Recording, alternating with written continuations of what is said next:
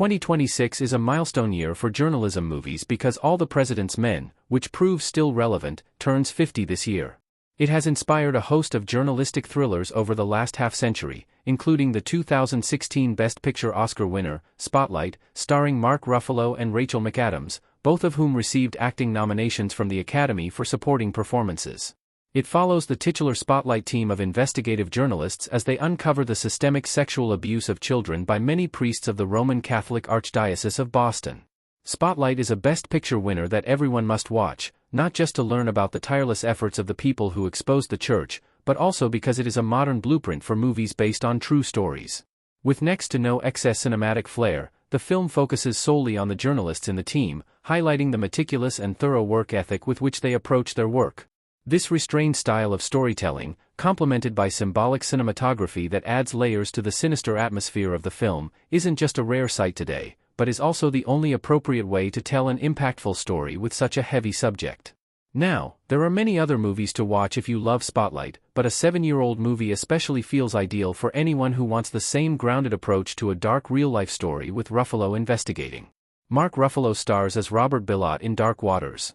Todd Haynes, who you might know as the director of everyone's favorite lesbian romantic drama Carol, made Dark Waters in 2019, based on a 2016 New York Times article that chronicles the activities of Taft's Detentinius and Hollister lawyer Robert Bilott, who, at the request of his grandmother's neighbor, investigates the poisoning of the local water caused by the chemical company DuPont's greed and ignorance, and the Environmental Board's corruption.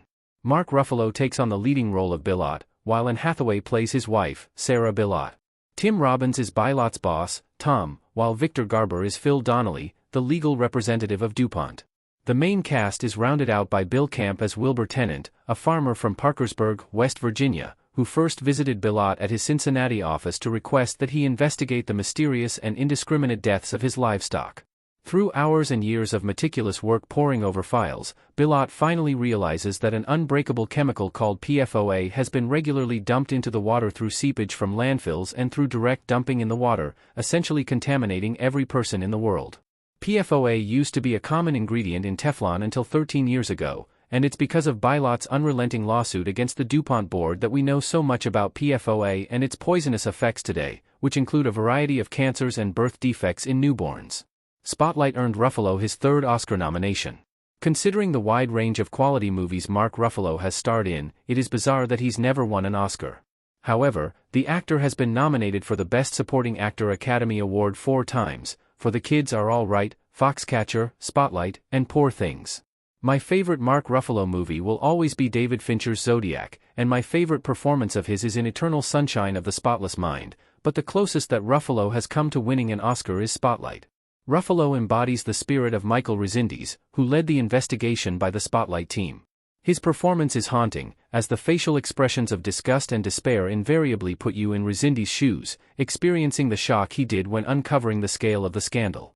Spotlight eventually won the Oscars for Best Picture and Best Screenplay, while director Tom McCarthy and editor Tom McArdle were also nominated alongside co-stars McAdams and Ruffalo. The movies have similar tone and visual aesthetics.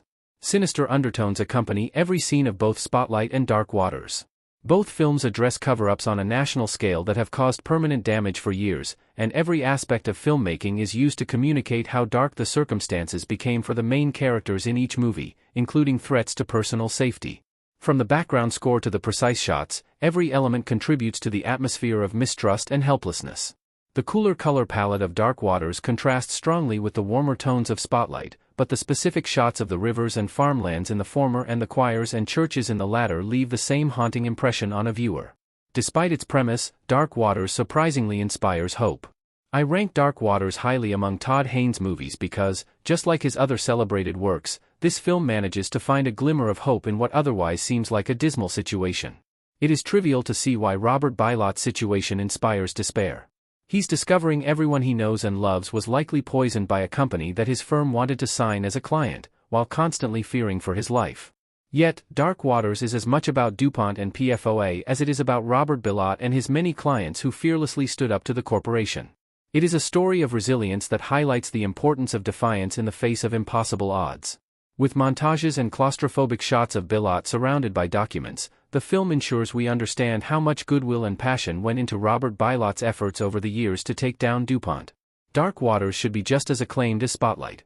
2019 was a big year for cinema, so it's understandable that Dark Waters didn't make as big an impression as it should have, opposite its more glamorous contemporaries, but it is a Mark Ruffalo movie you may not remember that you should watch at least once. It is a meticulously crafted slow-burn thriller that presents the facts of Bilott's experience without excess theatrics. Mark Ruffalo is present in most of the frames during the 2-hour runtime, and brings his brand of composed but sentimental acting to embody Bilott's passion for the DuPont trial, his regretful attitude regarding the victims he couldn't save or help, and his undying faith in the cause. Dark Waters features one of the veteran actor's best performances to date, and is a case study in how to tell a true story without adding unnecessary theatrics and by focusing on the power of doing the right thing.